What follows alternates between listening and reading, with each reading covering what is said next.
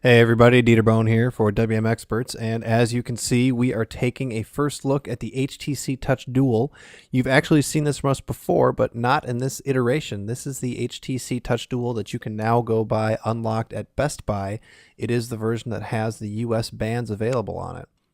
So here we go. We'll rip off some stickers here, and you can kind of see in my hand, it doesn't actually look all that teeny weeny, but looks can be deceiving. We'll do some comparisons in a moment here. And let's also boot it up so you can see how long that takes. And let's look inside the box in the meantime. And you got your HTC headphones there with the funny USB plug.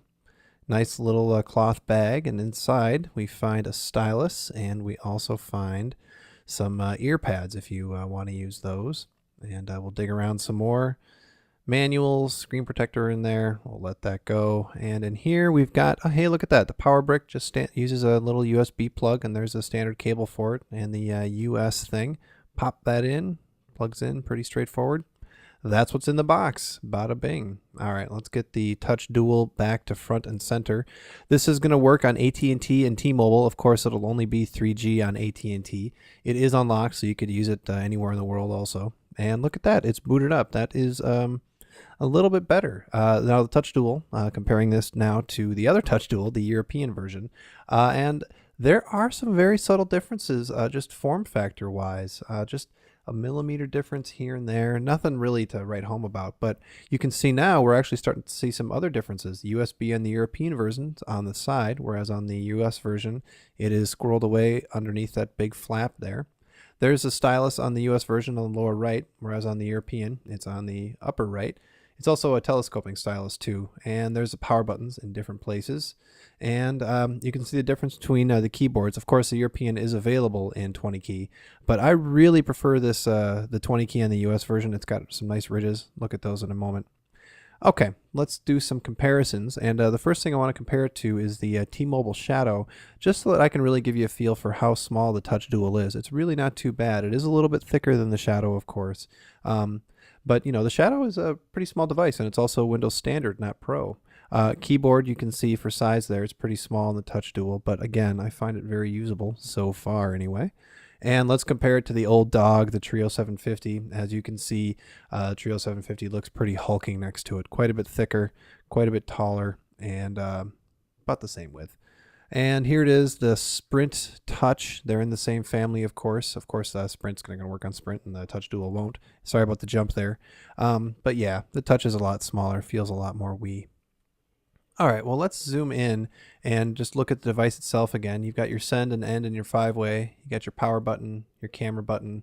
You've got your 2 megapixel camera and your self-portrait mirror. You can see me there. You got your volume buttons, and you got your lanyard slot, and on there is your micro SD card slot and your telescoping stylus. And then let's, there we go, all around. Here we go. Hey, it's the keyboard. The keyboard is very usable. You can see it's backlit. There's a nice ridge, and so each key feels pretty well defined. If you don't mind SureType, this one is just fine. I'm pretty happy with it. And let's look at, of course, the HTC Customizations. If you slide it open, you get this nice little list of new stuff you can do. That's pretty cool. And what else have we got? Let's jump around a bit here. There's TouchFlow 2. Seems very responsive, very snappy, pretty happy about that. Of course, the Touch Dual is also Windows Mobile 6.1. We'll get to that in another video.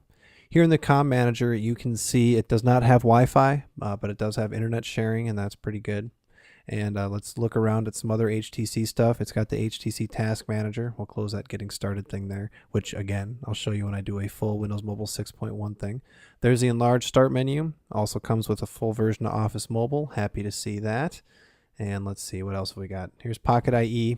And of course, it's not hooked up to my SIM card yet, so I can't really show you anything except the default splash page. But again, when we do the Windows Mobile 6.1 video, you'll get to see that too. Okay, settings. Let's see, what do we got here? Large start menu, sliding noise on the keyboard.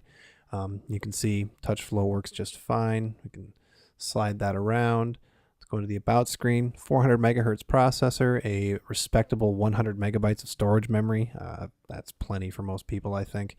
And there you go.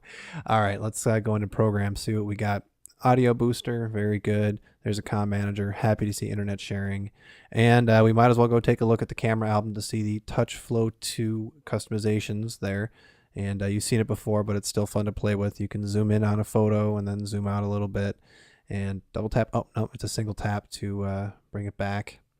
And then you can look at another photo. You can slide left and right between photos. It's pretty slick. And up, double tap again, single tap, go back. Get back to the home screen, and let's look what else we got in programs here. Not a whole lot of extra stuff, sort of the standard default Windows Mobile stuff that you would expect to see.